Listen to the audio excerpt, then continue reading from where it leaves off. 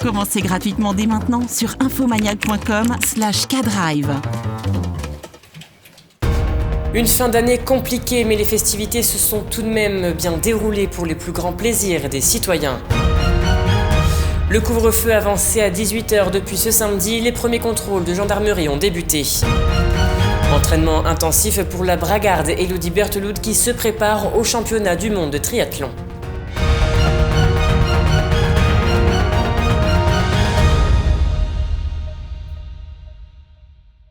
Bonsoir à tous, ce lundi 4 janvier, je suis ravi de vous retrouver pour cette nouvelle année 2021, ainsi que cette nouvelle formule de votre journal. Au nom de toute la rédaction, nous vous souhaitons une très belle année. Et justement, je vous propose d'ouvrir ce journal avec le bilan des fêtes de fin d'année qui se sont déroulées en pleine crise sanitaire. Le gouvernement avait conseillé d'être 6 adultes dans chaque foyer afin d'éviter au mieux la propagation du virus. Et vous étiez nombreux à vous réunir en famille ou entre amis pour Noël et le soir du Nouvel An. Mais ce conseil a-t-il été respecté? Nargis Boussaïd vous a posé la question à Saint-Dizier. Regardez. On n'était pas nombreux, donc vous savez, à 2 personnes, ça n'a pas fait l'effet d'habitude. Parce que j'ai pas pu recevoir mes petits-enfants et mes arrière-petits-enfants. Et puis on devait y aller. Puis vu le contexte, on a dit non, on n'y va pas parce que c'est pas la peine qu'on aille chercher le mal où tout le monde vient à la maison. La grand-mère, elle se débrouille. Et là, c'était qu'avec mon mari, tous les deux, on n'était pas... C'est dur, c'est quand même dur depuis. J'ai 2 filles, moi je suis séparé bien sûr. Donc c'était une décision de faire ça que tous les 3, on le fait tous les ans. Et puis cette année, d'habitude on va au restaurant, cette année on ne pouvait pas, on a fait ça chez une de mes filles et c'était sympa quand même. Non, rien du tout, non, c'est vraiment nul. Seul comme 2 vieux, que voulez-vous faire? On ne veut pas sortir, on ne veut pas se réunir. Les fêtes, c'est en principe beaucoup plus joyeux que ça, mais bon, 1er janvier, rien, 31 janvier, rien, 31 décembre, rien, qu'à Noël, c'est tout. Au lendemain du réveillon du Nouvel An, Gabriel Attal, porte-parole du gouvernement, a annoncé que le couvre-feu allait être avancé à 18h dans 15 départements français.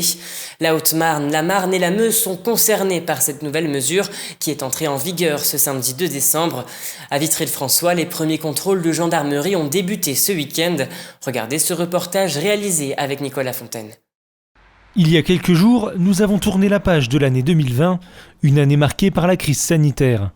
À Vitry-le-François, 37 gendarmes étaient mobilisés le soir de la Saint-Sylvestre pour s'assurer du respect du couvre-feu. Les gens ont relativement bien respecté justement le couvre-feu. Toutefois, donc, plus de 56 véhicules ont été contrôlés, 76 personnes également. Malheureusement, donc 21 personnes ont été verbalisées pour le non-respect du couvre-feu. Dans l'ensemble, le couvre-feu semble donc avoir été respecté le soir du Nouvel An, mais dès le lendemain, ce dernier a été avancé. Il est passé de 20h à 18h. En interne, donc au niveau gendarmerie, nous mettons en place également des dispositifs dès 18h, justement pour faire respecter les mesures du couvre-feu.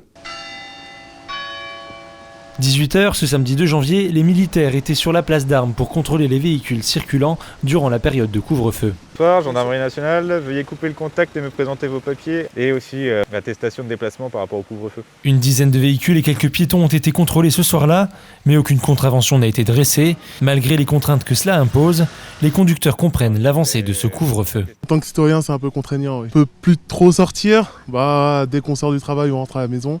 Et donc du coup, c'est un peu compliqué, mais bon. Ça fait un peu juste, je pense aux personnes déjà qui travaillent. Pour elles aller faire leurs courses, tout ça, ça va être des difficultés. Puis pour les commerçants, surtout eux. C'est quelque chose du bien pour notre santé, c'est bien. Parce qu'avec cette virus, c'est quelque chose un peu difficile, mais c'est mieux. C'est mieux pour nous et pour tout le monde.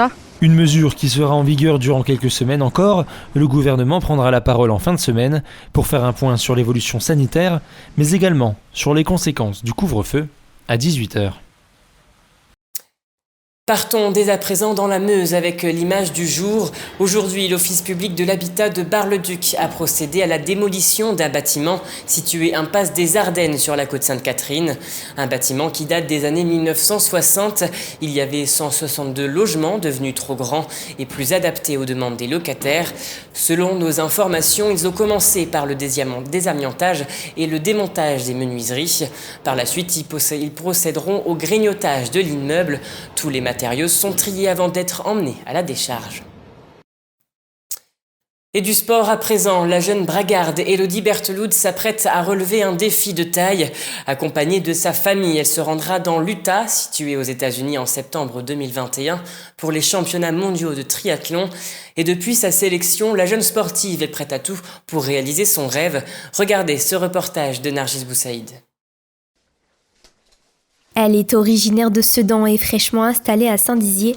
Elle se nomme Élodie et se prépare à représenter sa région à plus de 8000 km. Donc je reçois tout mon planning à la semaine sur une application où je peux notifier à chaque fois exactement ce que j'ai fait. Ça va vraiment aider mon entraîneur à bien planifier et à bien individualiser toute ma préparation sur plusieurs mois. Cette sportive ambitieuse a décroché son billet pour les mondiaux d'Alpha Ironman qui auront lieu aux États-Unis. C'était vraiment dans un but de découvrir la distance, de voir un petit peu de quoi j'étais capable, que je me suis lancée là-dedans. Et c'est vraiment avec une très grande surprise que j'ai réussi à faire vraiment une super course. Je me suis étonnée moi-même, j'ai également étonné d'autres personnes qui ne pensaient pas forcément capables de faire aussi bien. C'est dans le département de la Vendée que la nouvelle bragarde a fait sensation, une opportunité qu'elle a saisie sans la moindre hésitation. 2 semaines après, donc je n'avais pas été qualifiée pour les mondiaux. On m'a proposé de rouvrir une place pour moi. Donc j'ai sauté sur l'occasion. Je me suis dit que ce serait une belle découverte, que c'était une très belle opportunité. À 24 ans, la triathlète s'entraîne plusieurs fois par jour et débute par le vélo. Mais en ce qui concerne la natation, pour cette passionnée de l'eau libre, la situation est plus complexe en raison du contexte sanitaire mais également de la saison qui ne lui permettent pas de sauter dans le grand bain. En fait, quand on découvre l'eau libre avec la combinaison néoprène, puis aussi le fait de nager sans voir les carrelages, toujours les mêmes carrelages, je trouve que c'est plus motivant. Professeure des écoles de métier, Élodie consacre plusieurs heures à ses entraînements, place à la course à pied et pour cette étape, sa source de motivation, c'est Corentin, son conjoint avec qui elle partage cette passion pour le triathlon depuis quelques années. Si à ma façon je peux aussi apporter mon soutien, je pense que ça peut être qu'un plus dans ses performances en fait. C'est une expérience unique, peut-être qu'on vivra qu'une seule fois donc... Histoire d'aller visiter l'Amérique ensemble. C'est ça. Je pense que si j'y vais pas maintenant et qu'on n'y atteindra pas, je m'en voudrais toute ma vie. Aucune pression pour cette bonne vivante, son objectif se surpasser, vivre pleinement cette expérience unique et surtout réaliser son rêve américain. C'est la fin de cette édition, merci à tous de l'avoir suivi. Dans un instant, la météo de demain. Et n'oubliez pas, l'information continue sur puissancetélévision.fr. Toute l'actualité qui vous concerne, à voir et ou à revoir, dès maintenant sur puissancetélévision.fr et sur notre application mobile. Commencez gratuitement dès maintenant sur infomaniac.com/K-Drive.